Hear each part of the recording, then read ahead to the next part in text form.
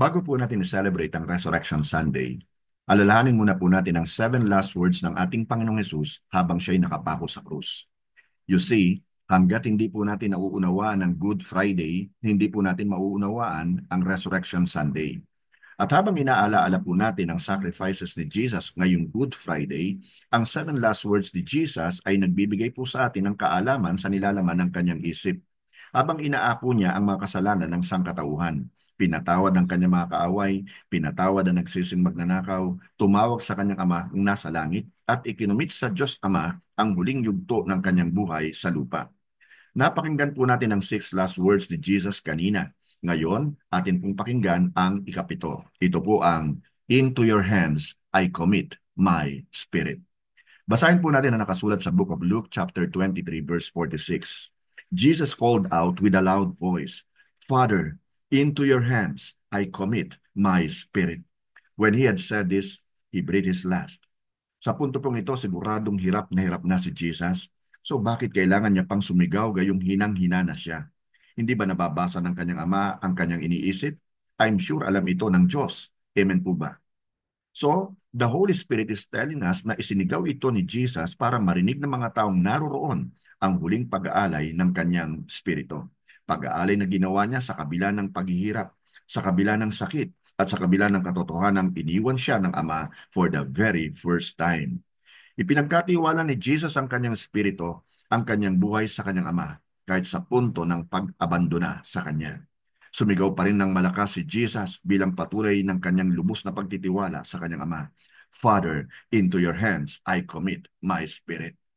Ang sinabi pong ito ni Jesus ay nakasulat po sa Book of Psalm, chapter 31, verse 5a. "Into your hands I commit my spirit." Dito ay pinapakita po ni Jesus na siya ay pumarito para tuparin ang prophecy na siya ang Messiah. At sa kanyang kamatayan, Scripture pa rin ang lumalabas sa kanyang bibig. Scripture ang binikas niya sa pag-aalay ng kanyang espiritu sa kanyang Ama. Ang panghuling salita ni Jesus mula sa krus ang hudyat ng kanyang tagumpay sa kanyang misyon. Ang bayaran ang ating mga kasalanan sa pamamagitan ng kanyang kamatayan. Ang kabayaran ay dapat ibigay sa kamay ng Diyos, ang offended party. Para itong halimbawa po, may utang ka sa isang tao. Kapag babayaran mo na siya, tama lamang na ang perang ibabayad mo ay ibibigay mo sa kamay ng pinagkakautangan mo. So nang tinubos tayo at binayaran ni Jesus ang ating mga kasalanan, ibinigay niya ang buong bayad, ang kanyang buhay, ang kanyang dugo sa mga kamay ng kanyang Ama. Madali para sa karamihan sa atin ang mag-alay ng sarili sa Diyos kapag tayo'y nagtatagumpay. Pero kaya nating ialay ang ating mga sarili sa harap ng napipintong pagkabigo o pagkatalo? Kaya ba natin maging tapat sa gitna ng mga atake ng kaaway? Kaya ba nating patuloy na maging dedicated kahit na tayo'y pinagtatawanan, kinakantsawan, nililibak o pinag-uusapan? Kaya ba natin maging dedicated kahit hindi pa natatanggap ang mga pangako ng Diyos? Sa gitna po ng hirap, sakit at pagdurusa, idinedicate ni Jesus ang kanyang buhay sa mga kamay ng Diyos.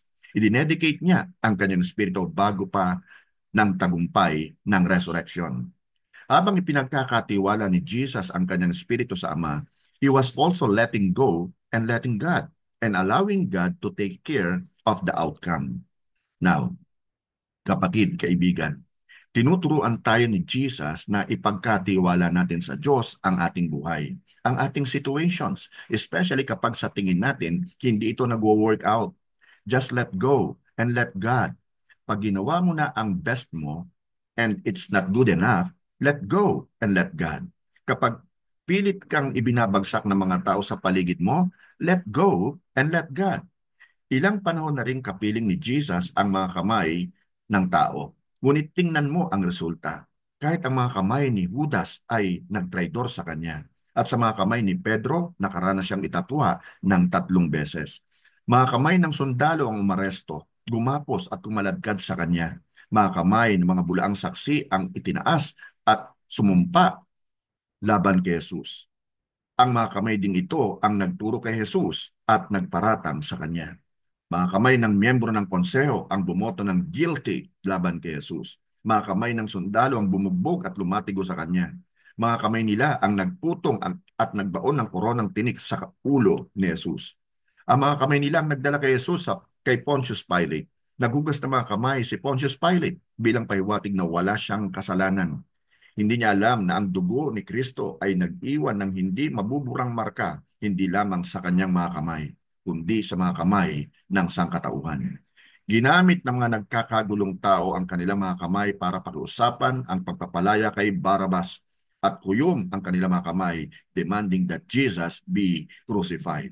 Ang mga kamay na makasalanan ang kumakaladkad sa kanya sa Kalbaryo at nagpako sa kanya sa krus. Mga kamay nila ang nagtayo ng krus. Mga kamay nila ang nagpalabunutan para paghati-hatian ng kanyang mga damit. Mga kamay din ng isa sa mga sundalo ang kumuha ng espongha, binasa ito ng maasim na alak, inilagay sa dulo ng isang patpat at ipinasipsip kay Jesus. Mga kamay din ng isang sundalo ang sumaksak sa kanyang tagiliran sa pamamagitan ng sibat. Matapos ang paghihirap ni Jesus sa kamay ng mga makasalanan, sumigaw siya, Father, into your hands I commit my spirit. Kapatid kaibigan, nagbabago ang mga bagay at sitwasyon kapag ipinagkakatiwala natin ang ito sa kamay ng ating Diyos. Alam mo, ang inisip ni Satanas na ang iyong magiging pagkatalo sa kamay ng Diyos ay iyong tagumpay. Ang iniisip ni Satanas na ang iyong magiging pagbagsak sa kamay ng Diyos ay iyong pag-angat. Ang iniisip ni Satanas na ang iyong magiging stumbling block sa kamay ng Diyos ay iyong stepping stones. Ipinagkatiwala ni Jesus sa mga kamay ng Diyos ang kanyang buhay, ang kanyang spirito. Kapatid kaibigan, kanino mo ipinagkakatiwala o ikinukomit ang buhay mo?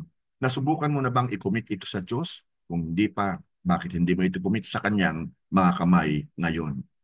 Pag naguguluhan o namumroblema ka, huwag mong ipagkatiwala ang iyong situation sa kamay ng iba. Lubos mo itong ipagkatiwala sa kamay ng Diyos. Pwede kang saktan ng kamay ng tao, i-thumbs down ng mga kaibigan mo.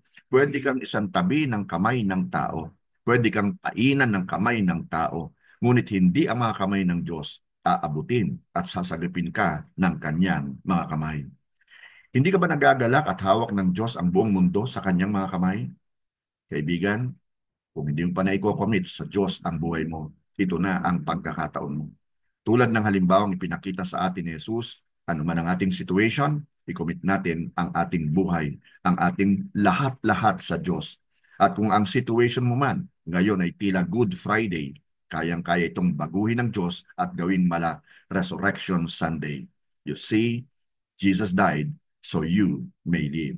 Jesus died for you so you may live for Him.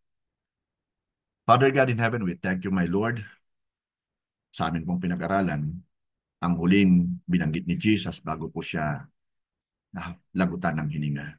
Into your hands, I commit my spirit. So right now, my Lord, here we are, committing our spirit, our lives to you.